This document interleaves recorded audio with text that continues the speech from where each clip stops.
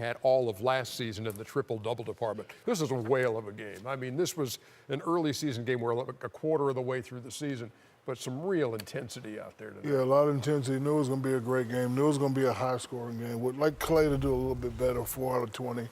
But, you know, both teams played well. They shot the ball well. You know, Mike D'Antoni's team, they're going to score. That's what they like to do. So, you know, Mike D'Antoni even said it at halftime. We just have to keep scoring. You know, we got to play some defense, but let's just try to outscore them. They did that tonight. Steph fouled out. Bummer for Steph, but, you know, Rockets play well. 14 for 44, Houston from 3. Golden State 12 for 44 from 3. 88 threes. Come on, man. NBA record for combined attempts in a game. Guess the analytics guys are going to be happy. And they just love shooting threes even when you're not making them. They look great when they go in. Kenny, what you think of what you just saw through 2 overtimes? Well, there is a style of play, obviously, that these two teams are able to play that is different. The question is Golden State. You know, will they be able to win a championship playing that way? No, I'm not going to just trying to throw that bait out there a little bit and see if he jumps on it. I mean, it's one game in the season. It's one game in the season. These guys were on a 12-game winning streak before tonight. They are the premier team in the Western Conference. They have the best record in basketball, even after tonight's loss. They still have the best record in 16 basketball. 16-3. So, you know, they are not. There's concern. The only thing the concern would be, is it going to be Jaja, is it going to be JaVale McGee, or is it going to be David West that implements themselves in that lineup when they need one big on the floor?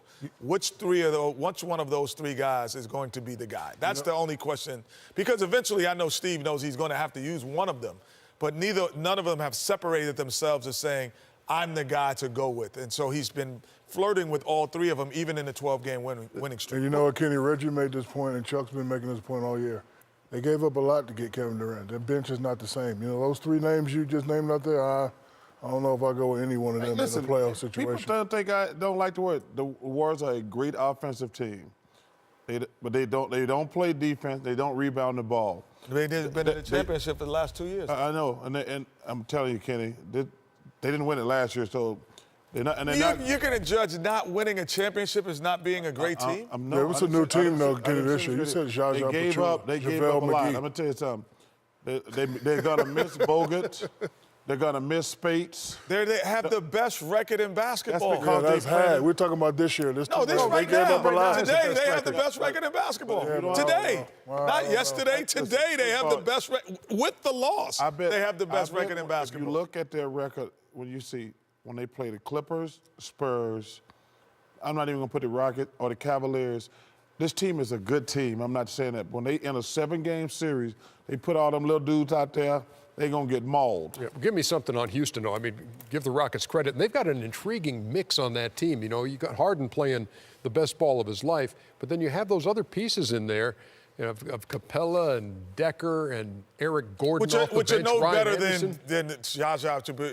Stop. I'm not. No, they're not better. Those guys Anderson ain't better than Jaja. No, I'm just saying. I understand what you're saying. State. No, I know where you're going, but I'm just saying that they're not better than those guys. So they find their niche. And what D'Antoni have, he's found one of those 2 of those guys who actually can implement it and work in that system, which is the exact same system that Steve Kerr basically is kind of doing with less offensive firepower. James Harden, without question, has been the 2nd best player in basketball this year behind Russell Westbrook. He has, without question, been the 2nd best guy.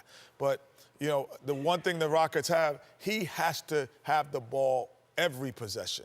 And that, to me, I don't know if you can get past the first round doing that when you're playing Golden States, San Antonio's, and Clippers. The Warriors, to me, are Clippers light. They're a great offensive team, but they're not even close to the Clippers, Spurs. Who are you talking about? You mean the Rockets? The Rockets. They're, to me, like the Warriors light. Excuse me. I mean, they. Oh, so you like Who's light? Okay. Like a so the Rockets are the Warriors light? So they're like the Warriors are a great offensive team. Yeah. The Rockets are a really good offensive team, but they rely on one guy to do everything. Like the Warriors got 3 guys who can get you 30 a night. realistically, James Harden's going to get you 30, but none of those other guys going to get you 30. James Harden has to get a triple-double every night to make them competitive. Yeah. Like, nobody for the Warriors have to play well. Nobody has to play well. James Harden has to average almost a triple-double for the Rockets to have a chance to win. So they're like a Diet Coke. They're like a Diet Coke. Please don't even confuse the issue Like, anymore. I get it. I got it. I actually understand I know, that. his fourth That was actually a triple-double. good analogy. James Harden tonight. Listen, first of all, I'm so damn tired. I know.